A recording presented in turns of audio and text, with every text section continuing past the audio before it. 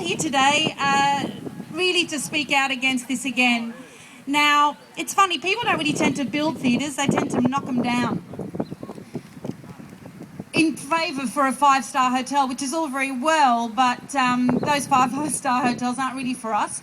And also, this is a magnificent venue. I used to know it as the Metro nightclub when I was working at the Spaghetti Tree across the road in the 90s, putting myself through acting school, and it's become such a fabulous venue, a mid-level venue where you can fit up to about 2,000 people, 1,850 to 2,000, and where you can actually dance.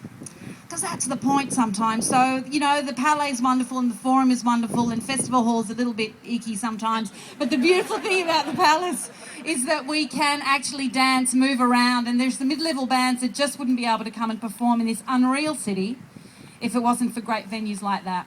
What you're doing here is vitally important, not just for the Palace or the Metro as I know it, but for the future of Melbourne, because the rule at the moment seems to be that if you find a vacant piece of land somewhere here in the inner city, or you find an old warehouse, or you find a building that's older than about 10 or 15 years old, knock it down and build the tallest, most expensive thing that you can on top of it. And we're at the stage in Melbourne and in Victoria where there is no planning in planning. Tourists and visitors, when they come to Melbourne, they actually don't come to Melbourne to see five-star hotels. They come to Melbourne because of the culture. They come to Melbourne to go and see live music. They come to Melbourne so that they have somewhere to go out at night. And if we continue on the road that we're going, there will be nothing left of Melbourne's culture to draw people here in the first place. When you are inside, you realise what a wonderful place it is. And when you turn around from facing the stage and look around at this beautiful building, it is a crime that it is not already heritage protected under state and federal laws. The Melbourne City Council has said that from the start of July next year, it's beginning a thorough heritage review of this whole area, the Burke Hill precinct.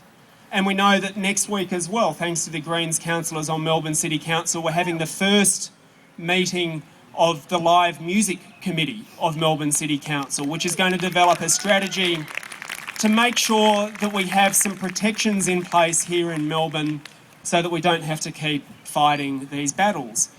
Well, the Palace is a special place and we have to fight for it. It's the only theatre to survive on Burke Street, once the home of entertainment in Melbourne. The new owners of the Palace, if you heard, want to destroy this place and replace it with a five-star hotel. The developers say that the top of Burke Street is an exciting and authentic part of Melbourne. Well, we agree. Welcome to Melbourne. What else do the developers say? Well, they say that the area is tired, inactive and run down. Well, we say they're wrong. They've clearly never been to a gig at the Palace Theatre. Live music is never tired. The National Trust, we warned what would happen with the Windsor. What a precedent it would set, and unfortunately we're now starting to see that forecast come true with this development. So as a community, you know, we have to gather again and we have to fight, and it's fantastic to see so many people here today.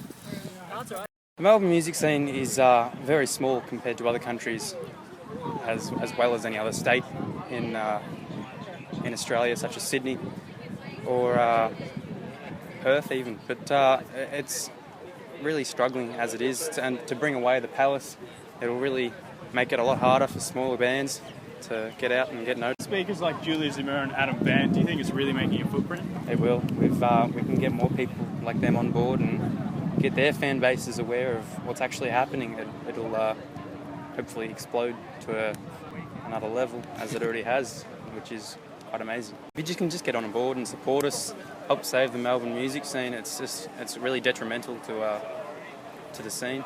I mean, one venue goes, another one goes. I mean, it's one of the last theatres on Burke Street, I'm pretty sure.